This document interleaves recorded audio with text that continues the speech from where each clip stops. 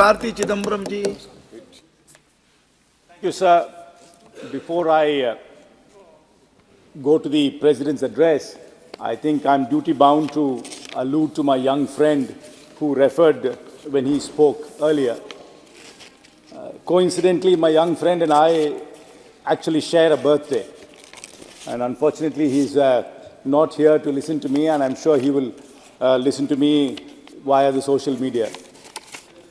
In his eagerness to please his leader, he actually ended up sounding like the leader of a fan club and not like an independent-minded member of parliament.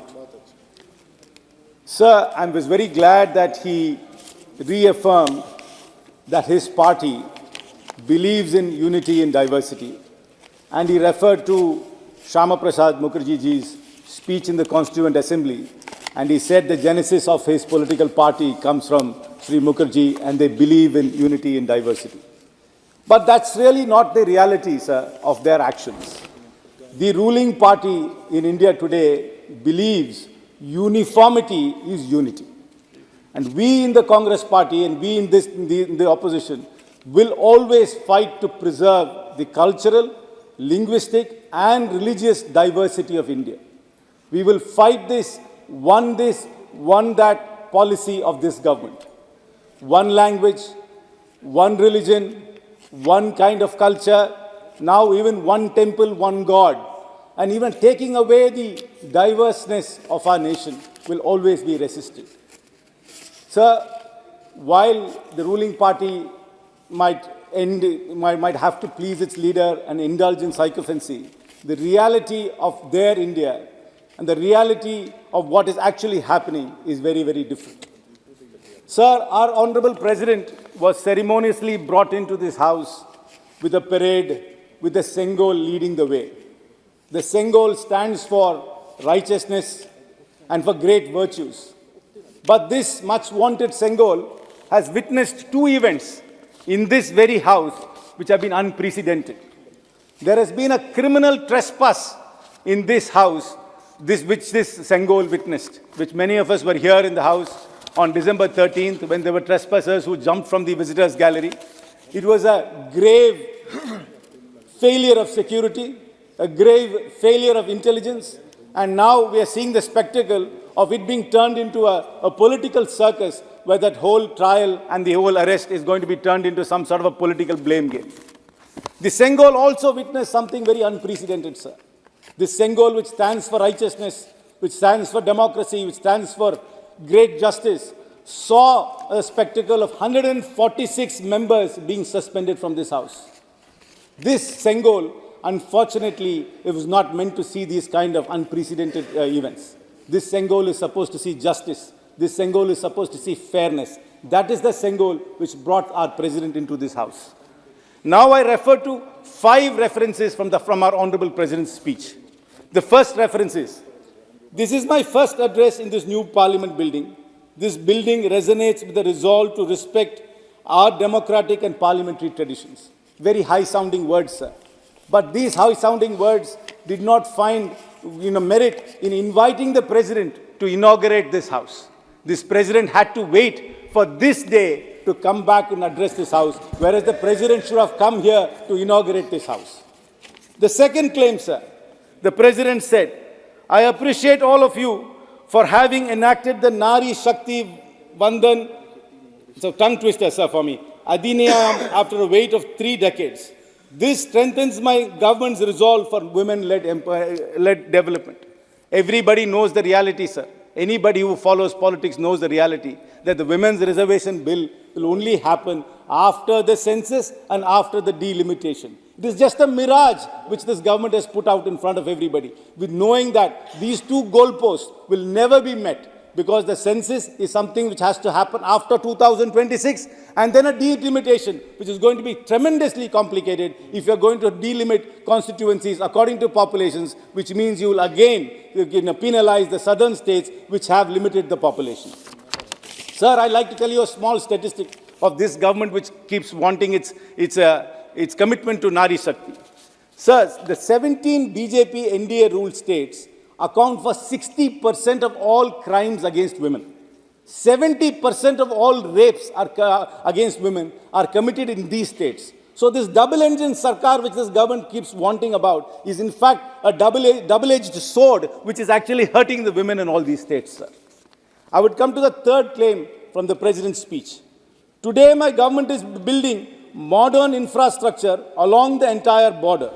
Be it terrorism or expansionism, our forces today are giving a befitting response. I think the Foreign Ministry and the Defense Ministry forgot to give a memo to the President of India, the Honorable President of India, forgot to give her the Pentagon report, which is in public domain, which was filed in 2002, which says, since the 2020 Galwan Valley clash, the People's Liberation Army of China has been having a cozy, continuous presence, setting up their version of a scenic infrastructure along the line of actual control. Till date, we haven't had a categorical statement from the government, be it the Prime Minister, be it the Home Minister, be it the Defense Minister, categorically saying what is actually happening in the actual line of control which borders China, whether there's been incursions or not. Even now, recently, we saw a video, I think 2 days ago, all of us saw it, in Ladakh, our shepherds being prevented and chased away from the grazing land which belongs in our territory by the People's Liberation Army of China. They've been chasing them away from our land. This is the kind of reality which is actually happening, but the President is being misled into believing that our borders are safe and we are creating infrastructure which is keeping intruders away. Sir, another claim of the President's address. My government has brought for the first time development in areas which have remained neglected for decades. I think somebody completely conveniently forgot to mention to the President the crisis which is happening in Manipur. There was not a single reference to the crisis which is happening in Manipur. There was not a single reference to the kind of ethnic strife which is happening in Manipur. But this government was congratulating itself for developing areas which have been neglected for decades. This is happening right in front of our eyes. There is ethnic strife here. People are being killed even today. And this government is being completely mute to that sad reality and is living in some sort of a Mayan utopia. Sir, the next claim of the President. Last year, my government has given government jobs to lakhs of youth in mission mode. So this very government, in this very house, to a question has said, still 9.64 lakh vacancies are still there in government jobs. So what jobs has this government given to whom? And sir, and we've seen the spectacle of young men from Haryana, from Uttar Pradesh, from Bihar, lining up to take up jobs in Israel and to go and to the Israel border, even though there is a war happening there. And they are saying it is better to work and die there than to die here without any work. That is the sad reality of the youth in India today, sir. They are willing to go to conflict zones to get jobs because there are no jobs here. But here, we are misleading, the government is misleading the President into believing that job creation is actually happening here, where the reality is that Indian youth are willing to go to strife areas to get jobs. Sir, the next claim of the President, this is a slightly longer one, indulge me please. After 75 years, the young generation relived that period of freedom struggle. Amrit Kalash, containing soil from every village of this country, were brought to Delhi. Over 2 lakh plaques were installed. More than 70,000 Amrit Sarovars were built. Construction of more than 2 lakh Amrit Vatikas were completed. These are all high in symbolism, sir. Very low in substance. Can this government say how many IITs they opened? Can this government say how many IIMs they opened? Even the much wanted aims of medical colleges and hospitals they said they are opening, none of them have come out in reality. For example, the one in Madurai, the Bhumi Puja was done 4 years ago. I know that when you do Bhumi Puja, you can do certain things very quickly. We've seen that with what happened now recently. But this Bhumi Puja for the medical college and the hospital was done 4 years ago, and still that is not ready. In fact, the medical students in Madurai AIIMS are studying in Ramanathapuram.